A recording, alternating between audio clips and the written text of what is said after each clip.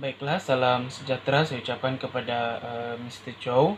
Saya Bexley Rezan Basas daripada PPSMP BMSK 1. Pada hari ini akan membentangkan hasil tugasan saya bagi tugasan yang ketiga untuk subjek pendidikan moral GPM 1083. Baiklah, bagi tugasan yang ketiga untuk subjek pendidikan moral, pelajar diminta untuk memilih satu ejen sosialisasi dalam pembentukan moral individu. Pelajar juga dikehendaki untuk menghuraikan kepentingan, peranan, dan tanggung jawab ejen sosialisasi tersebut dalam pembentukan moral individu. Baiklah, berikut merupakan kandungan bagi slide yang telah saya hasilkan. Yang pertama, saya akan terangkan konsep ejen sosialisasi terlebih dahulu. Yang kedua, saya akan memberitahu ejen sosialisasi yang menjadi pilihan saya. Yang ketiga, saya akan terangkan kepentingan ejen sosialisasi tersebut. Yang keempat, saya akan terangkan peranan dan tanggung jawab ejen sosialisasi tersebut. Dan yang terakhir, saya akan membuat satu kesimpulan secara menyeluruh daripada tugasan ini. Baiklah, tanpa membuang masa, kita masuk ke dalam slide yang pertama, yaitu konsep ejen sosialisasi. Menurut Kamus Dewan edisi keempat 2010, ejen didefinisikan sebagai sesuatu perkara yang menyebabkan berlakunya tindak balas. Manakala sosialisasi pula, menurut Kamus Dewan edisi keempat 2010, sosialisasi didefinisikan sebagai proses mendidik seseorang untuk menyesuaikan diri terhadap sesuatu perkara. Oleh itu, dapatlah disimpulkan bahwa ejen sosialisasi boleh diartikan sebagai individu ataupun mereka yang membantu seseorang itu untuk menyesuaikan dirinya terhadap sesuatu perkara. Oleh itu, dalam konteks pendidikan moral ini, ejen sosialisasi adalah mereka yang berperanan untuk membantu pembentukan moral dalam diri seseorang itu. Baiklah, seterusnya kita beralih pula kepada ejen sosialisasi yang menjadi pilihan saya. Baiklah, ejen sosialisasi yang menjadi pilihan saya ialah keluarga. Menurut Kamus Dewan edisi keempat tahun 2010, keluarga didefinisikan sebagai sekalian orang yang mempunyai perhubungan keturunan antara satu sama lain. Mengapa saya memilih keluarga sebagai ejen sosialisasi dalam tugasan ini? Karena keluarga merupakan ejen sosialisasi yang terdekat pada seseorang individu itu. Oleh itu, pembentukan moral individu itu dapat dilakukan dengan lebih baik melalui keluarga. Baiklah, seterusnya kita masuk kepada kepentingan ejen sosialisasi yang menjadi pilihan saya sebentar tadi. Jadi, apa kepentingan keluarga? Di sini saya memberikan 5 isi utama, yaitu yang pertama, ibu bapa yang membesarkan anak-anak. Yang kedua, keluarga itu lebih memahami. Yang ketiga, merupakan contoh kepada anak-anak. Yang keempat, menjadi tempat berkongsi cerita yang baik. Dan yang terakhir, mempunyai hubungan yang lebih baik. Jadi, mari kita lihat satu persatu. Baiklah, kita masuk ke dalam isi yang pertama, yaitu ibu bapa yang membesarkan anak-anak. Dalam hal ini, ibu bapa yang menjadi anggota utama dalam sebuah institusi kekeluargaan merupakan individu yang membesarkan anak-anak mereka. Oleh itu, merekalah ejen sosialisasi yang sangat penting dalam menentukan pembentukan moral dalam diri anak-anak. Umum mengetahui bahwa ibu bapa merupakan pemimpin dalam sebuah institusi kekeluargaan itu. Jadi merekalah yang membesarkan anak-anak mereka. Anak-anak umpama kain putih yang perlu dicorakkan. Maksudnya anak-anak dalam membesarkan anak-anak itu, ibu bapak perlu mendidik mereka, membesarkan mereka agar mereka mempunyai kepribadian yang baik. Oleh itu, melalui keluarga, pembentukan moral dalam diri seseorang individu itu lebih mudah untuk dilakukan. Baiklah, isi yang seterusnya ialah keluarga itu lebih memahami. Umum mengetahui bahwa keluarga merupakan individu ataupun mereka yang terdekat dalam diri setiap orang. Oleh itu, keluarga itu lebih memahami sifat dan perwatakan seseorang itu, terutama sekali ibu bapa. Dalam hal ini, keluarga menjadi agen sosialisasi yang sangat penting dalam membentuk seseorang itu menjadi lebih bermoral. Seperti yang kita tahu bahwa keluarga merupakan individu yang terdekat dalam kehidupan kita. Oleh itu, melalui keluarga sebenarnya pembentukan moral dalam diri seseorang individu itu lebih mudah dilakukan karena mereka adalah golongan yang lebih memahami sifat dan watak seseorang itu. Oleh itu mereka tahu bagaimana untuk mendidik dan membesarkan mereka agar mempunyai kepribadian yang baik, terutama sekali ibu bapa. Baiklah, seterusnya kita masuk ke dalam isi yang ketiga, yaitu merupakan contoh kepada anak-anak. Dalam hal ini, ibu bapa merupakan individu yang membesarkan anak-anak. Oleh itu, dalam memastikan anak-anak mampu membesar dengan kepribadian yang bermoral, ibu bapa lah yang menjadi contoh atau role model utama kepada anak-anak mereka. Karena mereka, yaitu ibu bapa, akan lebih mudah menjadi ikutan. Maksudnya di sini ibu bapa sebagai pemimpin dalam sebuah institusi kekeluargaan itu perlulah menjadi contoh kepada anak-anak mereka, karena mereka lebih mudah menjadi ikutan kepada anak-anak mereka, karena ibu bapa lah yang mendidik seseorang itu dari kecil lagi. Oleh itu sebagai contoh, sekiranya ibu bapa itu berkelakuan baik, maka itu akan menjadi ikutan kepada anak mereka. Namun sekiranya mereka tidak berkelakuan yang baik, itu juga akan menjadi ikutan kepada anak-anak mereka. Oleh itu ibu bapa perlulah menjadi contoh, menjadi teladan kepada anak-anak agar pembentukan moral dalam diri anak-anak itu atau seseorang individu itu menjadi lebih mudah. Baiklah, isi yang keempat yaitu menjadi tempat berkongsi cerita yang baik. Keluarga merupakan tempat perkongsian cerita yang sangat baik dan sesuai, sama ada dalam hal pribadi atau tidak. Hal ini dikatakan demikian karena keluarga sangat memahami setiap anggotanya. Oleh itu, keluarga lebih mengetahui apa yang perlu dilakukan. Seperti isi yang kedua tadi, yaitu keluarga adalah golongan yang lebih memahami watak dan sifat seseorang itu. Jadi keluarga juga menjadi tempat berkongsi cerita yang baik karena mereka tahu apa yang perlu dilakukan sekiranya dalam keluarga, dalam salah seorang ahli dalam keluarga itu mempunyai masalah, mereka tahu apa yang perlu mereka lakukan. Jadi segala suka dan duka itu adalah lebih baik dikongsi bersama dalam keluarga. Jadi itulah pentingnya keluarga dalam pembentukan moral seseorang individu itu. Baiklah, dan isi yang terakhir bagi kepentingan keluarga sebagai agen sosialisasi ialah mempunyai hubungan yang lebih baik. Keluarga sebagai agen sosialisasi pembentukan moral dalam diri seseorang itu merupakan agen yang paling berkesan. Hal ini dikatakan demikian karena seseorang itu membesar bersama-sama dengan keluarga. Oleh itu, hubungan yang terjalin itu lebih baik. Maksudnya di sini pembentukan moral dalam diri seseorang individu itu dapat dilakukan dengan lebih berkesan melalui keluarga, karena mereka dalam keluarga itu membesar sama-sama. Jadi segala sesuatu yang mereka lakukan itu adalah secara bersama. Oleh itu mereka mempunyai hubungan yang lebih baik, dan di situ kita dapat lihat bahwa pembentukan moral dalam diri seseorang itu dapat dilakukan dengan lebih baik karena adanya hubungan yang baik dalam sebuah institusi kekeluargaan itu.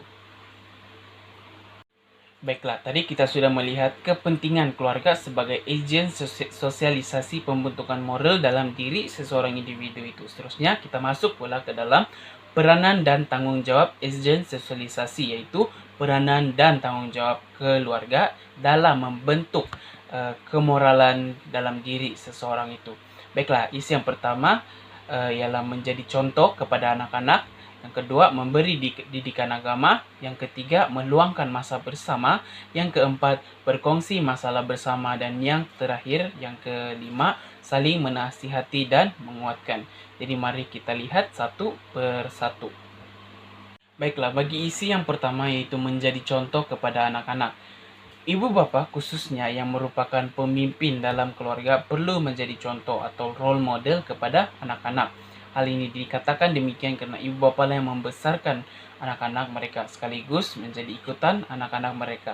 Oleh itu, mereka perlu menjadi contoh yang baik agar dapat membentuk anak-anak yang bermoral.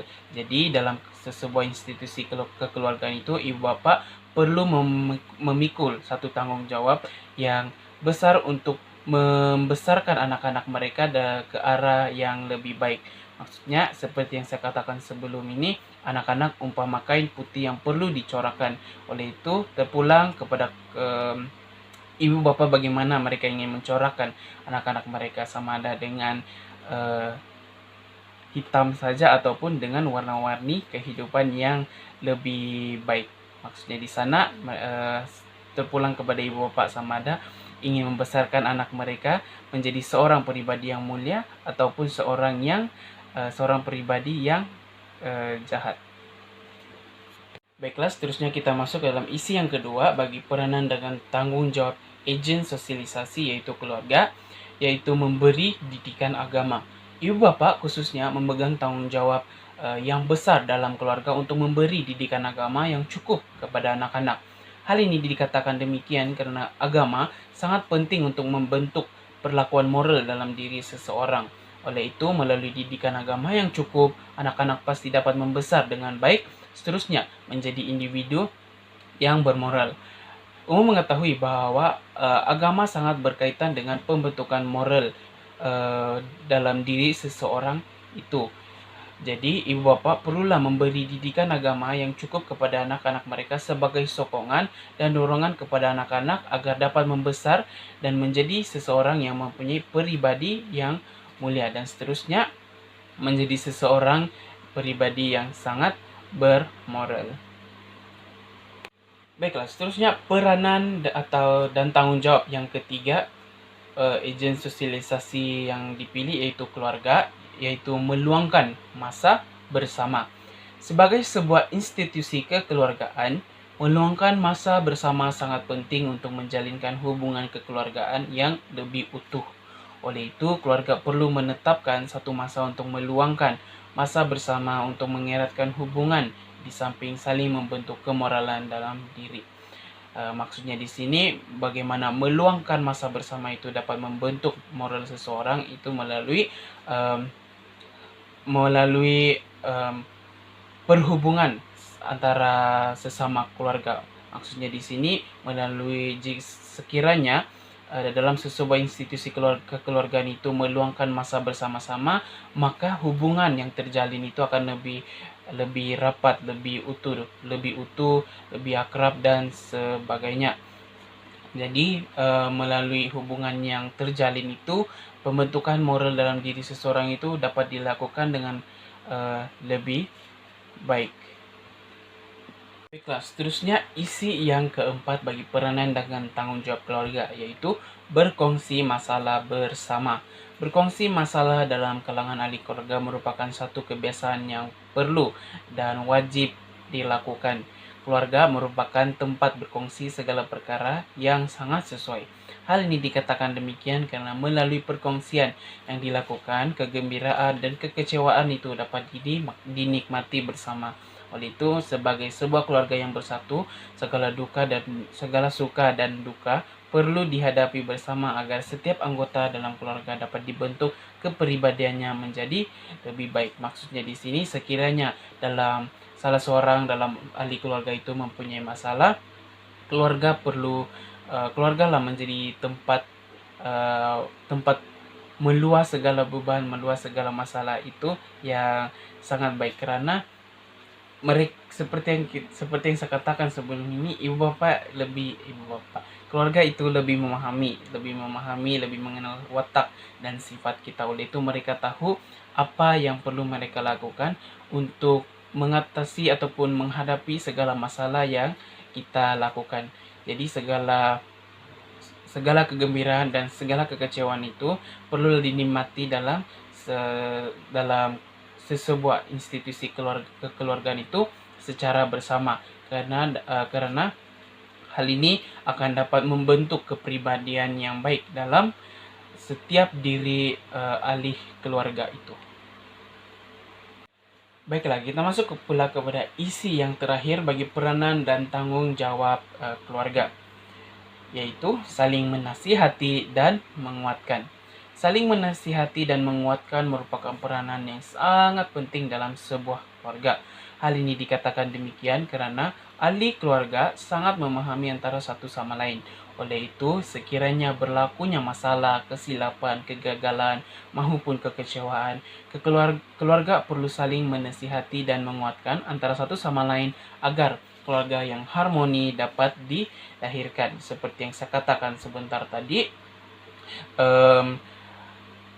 apabila kita berkongsi masalah dengan ahli keluarga,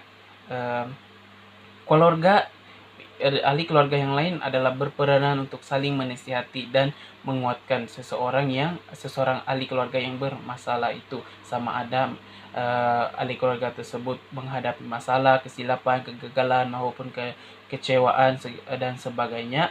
Keluarga itu sangat memahami. Jadi keluarga perlu saling menasihati dan menguatkan antara satu sama lain agar sebuah keluarga yang harmoni itu dapat dilahirkan.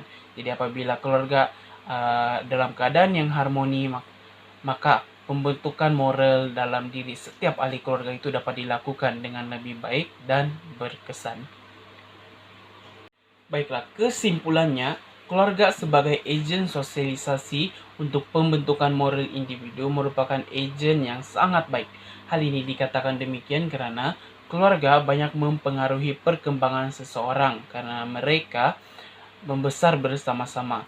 Ibu bapa sebagai pemimpin dalam keluarga perlu memikul tanggung jawab yang besar dalam membentuk kepribadian anak-anak. Oleh itu, sebagai sebuah keluarga, saling bekerja sama merupakan tanggung jawab bersama dalam menjadikan setiap ahli keluarga mempunyai kepribadian yang bermoral, seterusnya mampu untuk mewujudkan sebuah keluarga yang harmoni dan juga bahagia.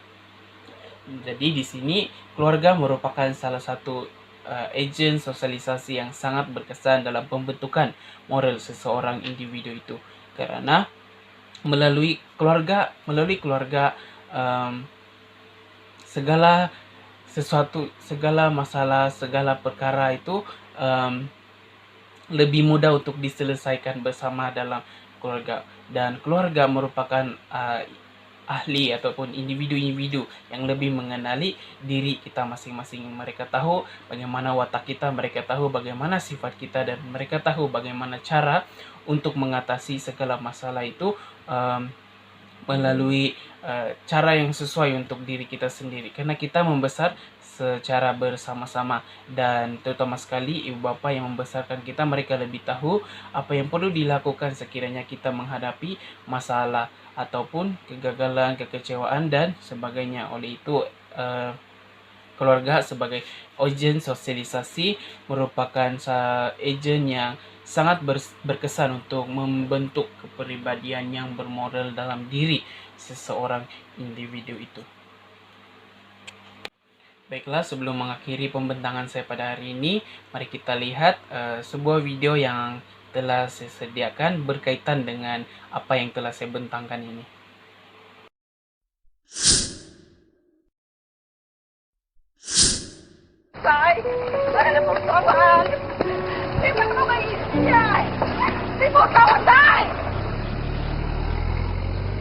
How easy it is for us to forget what it was like when we were once family.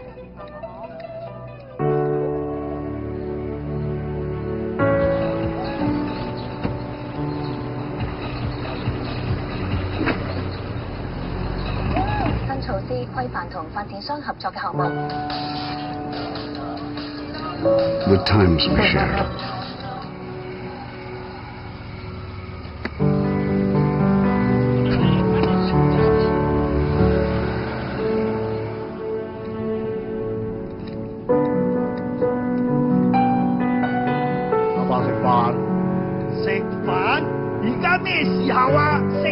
How easy it is for us to forget how to love.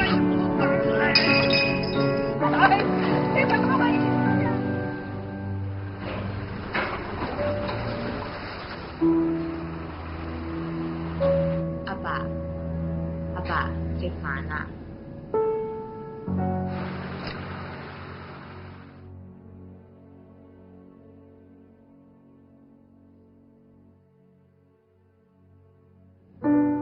嚟食飯。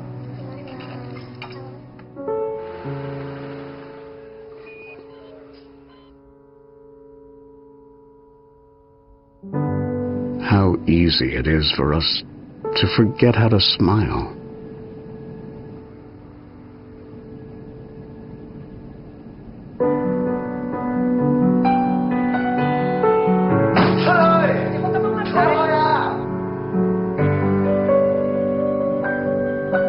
It's easy to forget. 阿爸，你做咩啊？阿爸？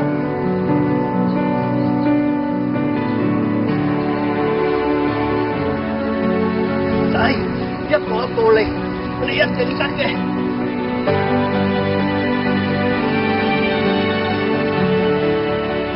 But it's even harder not to love.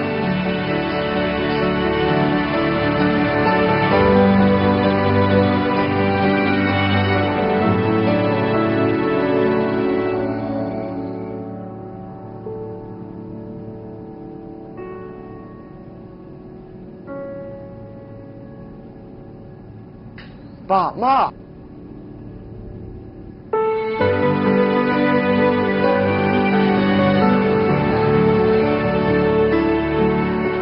Apa, Mama, 食飯。仔，食飯。